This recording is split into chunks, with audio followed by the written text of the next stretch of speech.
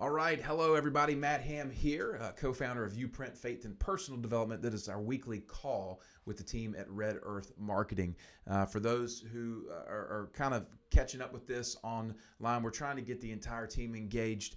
We do these calls every week, and the heart of it is to just keep you guys centered, maybe laugh a little bit, maybe be challenged a little bit, maybe have some ideas that maybe push you beyond where you are and move in a direction of excellence. And that's kind of a corporate vision here, is to be excellent in everything that we do. And that means if one part isn't excellent, then the whole thing can't be excellent. So we just focus on that. Appreciate you guys making time out of your busy schedules to join.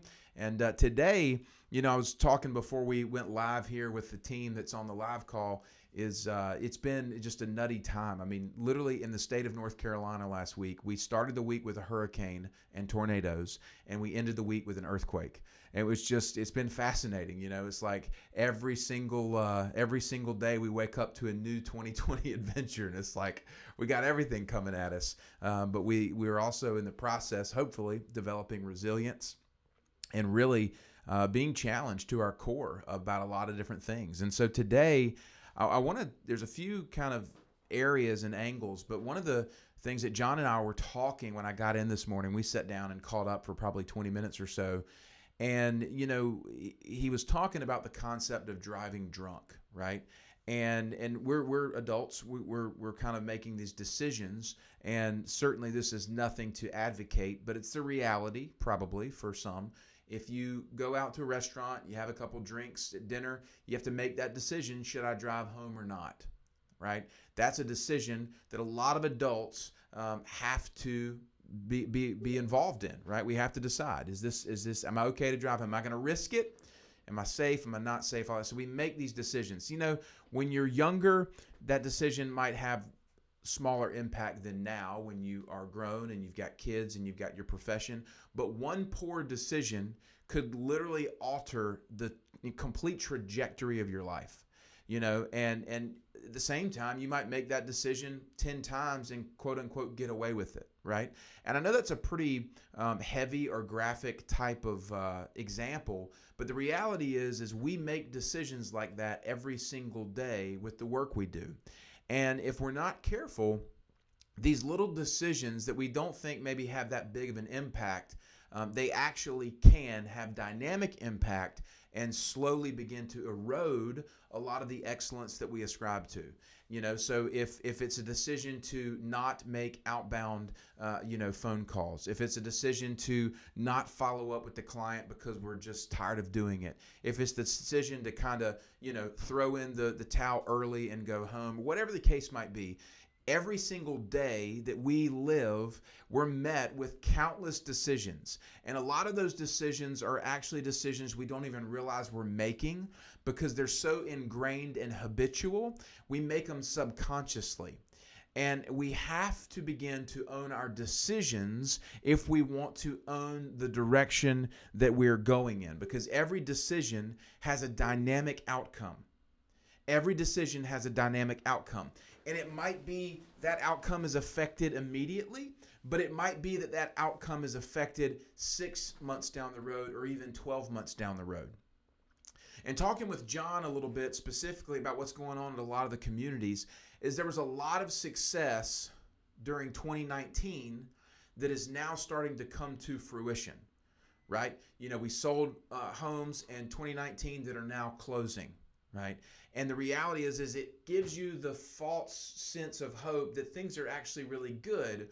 But when you realize that decisions that are being made today are maybe 6 months or 12 months from bearing fruit, you cannot lose focus on those decisions that are being made today. And of course, that's what we talked about last week, is like, where are we focused? And are we intently focused on owning kind of each day and moving toward that direction? One of the favorite stories that I tell that I feel like the Lord gave me a number of years ago, and I probably shared it with you guys. Forgive me for repetition, but I think it's necessary. And it's what I call the story of 5-year apple pie. And there's a kid who sets out and he's going to bake an apple pie for his unruly neighbor. And he says, okay, I'm going to bake an apple pie for my neighbor. But he doesn't go to the store and buy just an apple from the store. He actually plants an apple seed in his backyard. And I never knew this, but it actually takes 5 to 6 years for an apple tree to bear fruit. And so he plants the seed and he's in the backyard sweating, and this neighbor's kind of gruff and he's asking, "What are you doing out there, kid?" And he's like, "I'm baking apple pie." And the neighbor's like, "You're an idiot. What are you doing? You're not baking apple pie." He said, "I'm baking apple pie." Well, year one goes by, little shoots coming out of the ground. "What are you doing?" "I'm baking apple pie." "No, you don't know what kind of tree it is. Year 3, year 4, "What are you doing?" He's like, "I'm baking apple pie." "There's no fruit here. That apple tree is never going to bear fruit." And you see this opposition that goes against the consistency of this kid who has a 5, 6 year vision of baking apple pie. Well, in the 6th year, when the tree starts to bear fruit, the kid gathers the apples and he bakes his neighbor an apple pie, and there's an apple pie sitting on his front porch. And I know that might seem like a little bit of a far off kind of analogy or metaphor, because we just go to the store and get apple pie. But the reality is the apples you're getting from the Apple store, those seeds had to be planted 5 years ago. And so with you guys, the decisions you're making right now, they might have 5-year repercussions. And one of the things that John and I were really talking about is most of these communities that you guys are working in, you have a 5 to 10 year trajectory of your life at that community. You're talking about a 5 or 10 year trajectory, meaning there's 5 to 10 years of inventory sitting out there. There's an orchard that's going to take 5 or 10 years for you guys to harvest. And that's a really challenging thing because it can seem overwhelming. And so what you do in the midst of the overwhelm is you go, "I'm just going to kind of take off today. I'm just going to kind of relax today. I can't do this anymore. I'm too stressed right now." And so when that becomes a habitual pattern, you lose focus on the 5, 10 year trajectory for your life. But you're actually making decisions today that are going to have repercussions down the road, and you have to be mindful of what those decisions are. And so the kind of challenge question is for you guys is to think about this is, do you find yourself reacting to the day, kind of being on your heels, taking things as they come, or are you proactively moving in that 5 to 10 year trajectory? And this is a really challenging thing to do that most salespeople don't do very well, because you get in the mode of just reacting to situations instead of proactively driving this trajectory of a 5 to 10 year window. Because you have to keep planting apple seeds today if you want apples 5 years down the road, right? But you guys are in a situation where apple seeds you planted last year are now bearing fruit. And so I just want to challenge you guys to not lose sight of the necessity of the entirety of the work that you guys have ahead of you, because you might be harvesting apples from a year ago and you think, "Man, I got plenty of apples today." But you also have to be mindful of planting the seeds that are going to be bearing the fruit down the road for tomorrow. And that's a really tense balance that a lot of folks struggle with, because it tends to be reactionary. All right, well, right now I'm too busy gathering apples. I can't plant any seeds. Till all of a sudden the apple supply runs out and like, "Oh my gosh, now I got to go plant a bunch of seeds because I don't have any apples coming." And so you end up living your life in kind of this roller coaster dynamic that is emotionally high and emotionally low. "Oh my gosh, things are really good. Things are really good. Ooh, things are really low." And that causes a ton of stress, a ton of distraction. So what you see, and you guys have seen this, I know you've been in the business for a long time. How many people have you seen come and go in the real estate business? How many people have you seen fly by night, flash in the pan?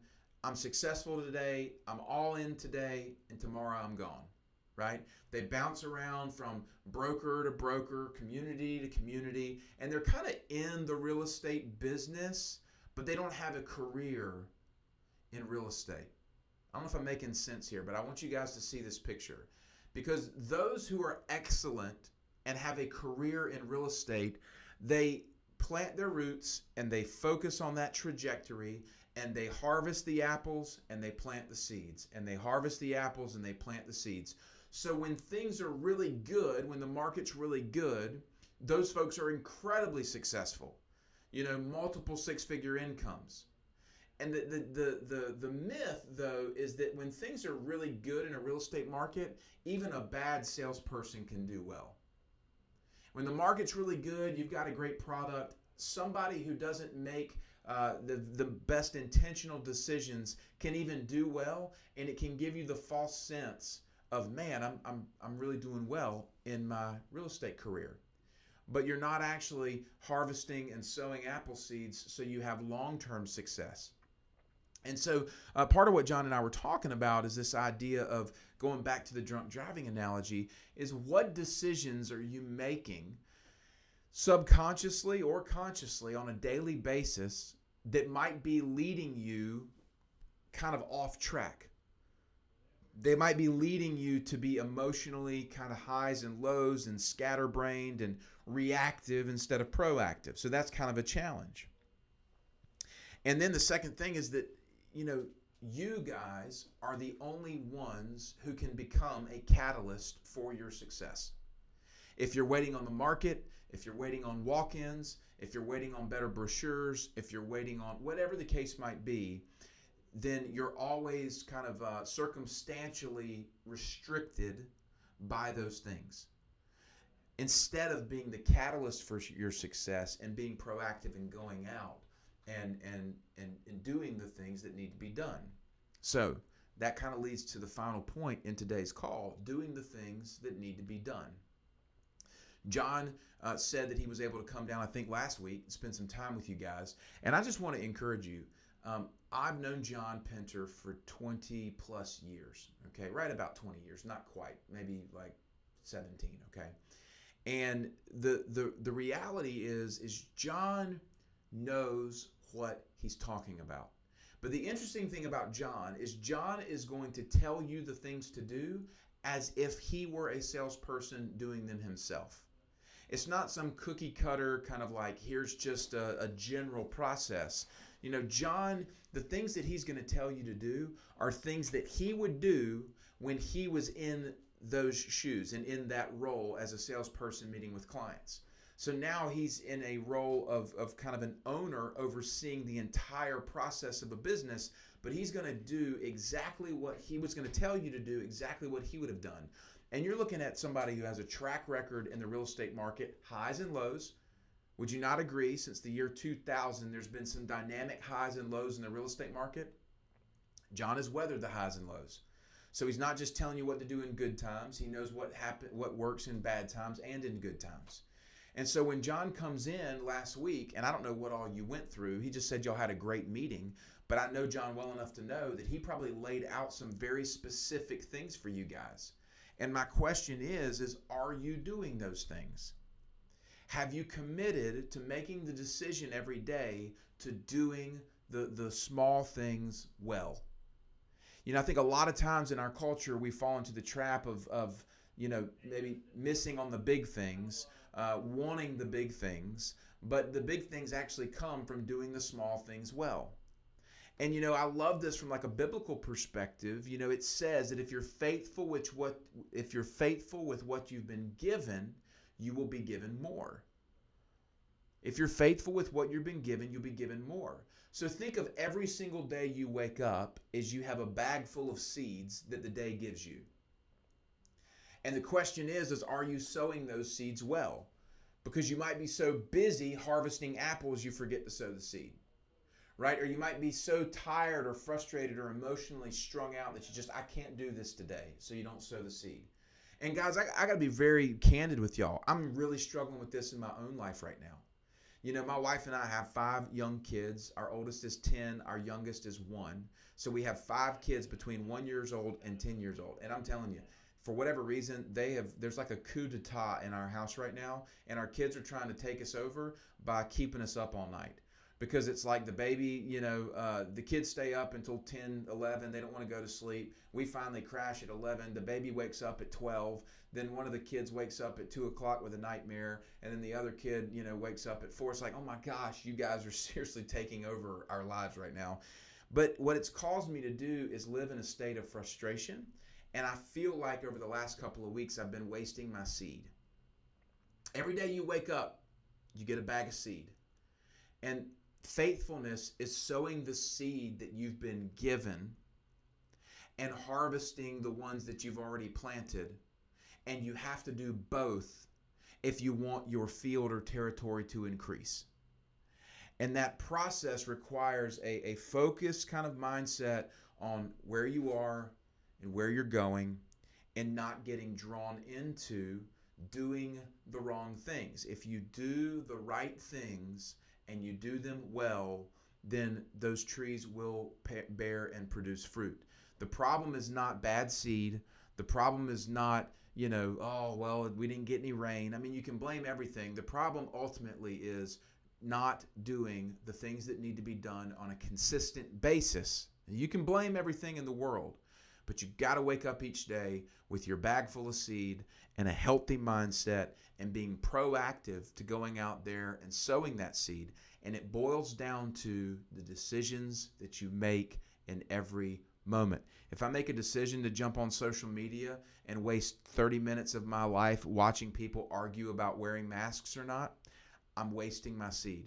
If I jump on social media and I click through the Instagram stories feed and I just sit there and I just, and again, having a moment of release and having a moment, to step, it's not bad, but it's when those things become consistently a part of what we do, it's damaging to us. It's keeping us off track. So overall, John was just saying how much he is just really fired up for where you guys are and the moment that you have in time. But just a reminder that what that guy is pouring into you all, it works. The process works, right? The process works. So trust the process, do the small things well, begin to own your decisions. And I think what you'll see then is it's not only am I harvesting the fruit, but I'm also planting the seeds. Because right now, hear me out on this, this is where I'll close.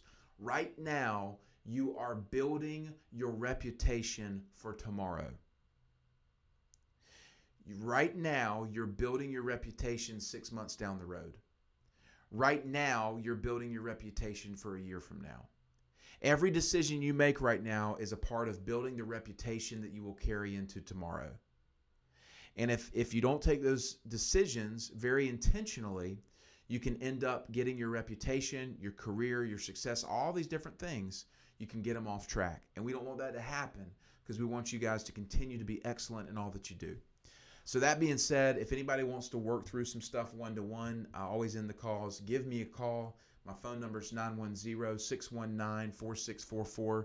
Would love to hear more about your personal situation and maybe what you're struggling with so we can make it very kind of customized to you rather than just some general thoughts. But I do hope that these thoughts today really challenged you and helped you begin to know that every day get up and own your decisions, be faithful with that seed that you have, and I think great things are ahead. So all that being said, you guys have a great week. Thanks for tuning in, and we'll see you soon.